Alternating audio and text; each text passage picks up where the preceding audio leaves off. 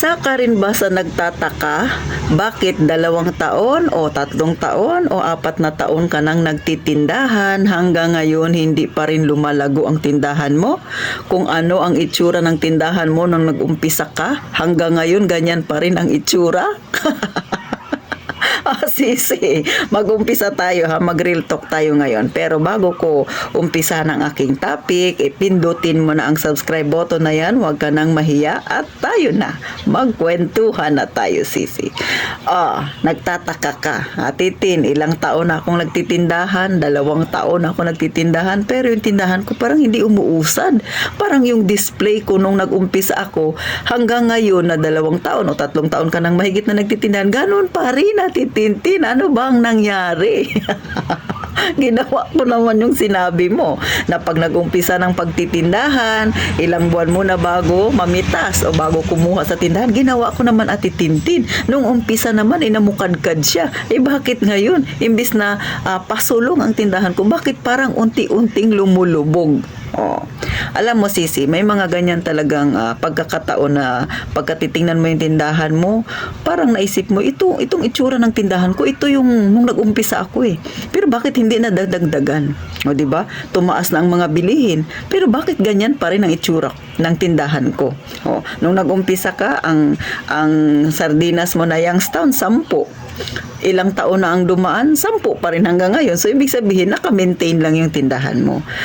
Kasi sisi, baka naman ganito yung ginagawa mo. Oo nga, sa mga unang buwan, 2, 3, 4 na buwan, hindi ka kumukuha ng kita ng yung tindahan. Bagkus, ibinibili mo siya ng paninda. Pero, sa mga susunod na buwan, baka naman inaraw-araw mo rin ang pagkuha. Kung baga, halimbawa, nakakabenta ka sa isang araw ng 2,000. So, dahil 20% ka, so 400 yung nasa iyo doon. So, ang ginagawa mo, kinukuha mo lagi yung 400. Araw-araw kang kumukuha ng 400. So, ang naiiwan is yung capital. Magme-maintain talaga ang tindahan mo. Kasi nga, imbis na ibili mo pa yung kinita ng tindahan mo ng ibang produkto na pwedeng ipandagdag yan sa tindahan mo o magdagdag ka pa ng kung ng ilang piraso ng mga sardinas na yan na na pwede mong ibenta, ang ginagawa mo, panay ka kuha ng kuha. So, hindi ka makakabili ng produkto mo. Bagkus, naka-maintain lang siya. Kahit pa sabihin mo na tumaas na yung bilihin, ganun pa rin. Tumaas, siyempre, tataas din yung kailangan mong kapital kasi nga tumaas na yung mga bilihin, pero naka-maintain siya. Kasi, nilalagay mo sa isip mo lagi, deserve ko to. Sweldo ko to. Kaya kukunin ko to. Pagka ganyan ang mindset mo sa yung tindahan, hindi talaga maglago ang tindahan mo, sisi. So, kagaya kay Ate Tintin, nung nag-umpisa ako ay 20,000. Sabi ko nga sa inyo, sa mga datihan ko ng subscriber dyan, alam na nila yan na naikukwento ko to na sobrang alog ng tindahan ko. Pero ngayon, makalipas ang 4 na taon, makikita ninyo maganda na ang itsura ng tindahan ko, puno na siya. Pero sa Ate Tintin, hindi pa rin kontento. Bagamat mga kasari, marami na rin kahit papano ang naitulong ng aking tindahan. Marami na rin akong gamit na naipundar. Meron din kahit papano ako na naitabi, naiipon.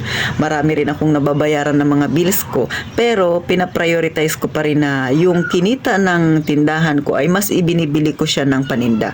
So kung nag-iipon man ako, paunti-unti. Hindi ko binibigla yung tindahan ko. Kung may mga bayarin man ako, nag-iipon ako paunti-unti. Hindi ko siya doon kinukuha na isang kuhaan tapos wala ka nang ipambibili ng iyong paninda. Kasi paano pakikita kung uubusin mo lahat yun?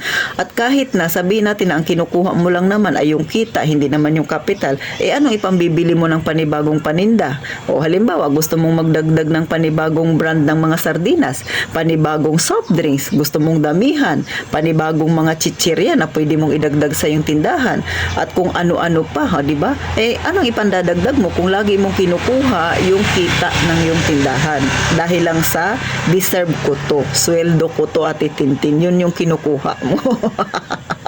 Paano? Kukunin mo lahat. Tapos kung kasama mo yung pamilya mo, dumudukot din sila. So, imbis na yung tindahan mo ay makatulong sa'yo, ang nangyayari, paubos yung tindahan mo. Ngayon, nangungonsumisyon ka. So, hindi na nakatulong ang tindahan sa'yo, kundi nakakadagdag ng problema. So, nai-stress ka ngayon. Kasi hindi na nga lumalago, pabulusok pa ang nagiging itsura ng iyong tindahan. So, mga kasari, tayo kahit ako, naranasan ko rin naman naman yan, yung bumulusok yung tindahan ko. Gaya nga ng mga sa iba ko pang vlog nung noon-noon pa, na-experience ko rin yan na halos yung sinimulan kong tindahan ay lumago na, tapos makalipas ang ilang buwan ay muntik bumagsak. So nag 50% yung laman ng aking tindahan. So 50% nun ay nawala dahil nga dun sa dukot-dukot.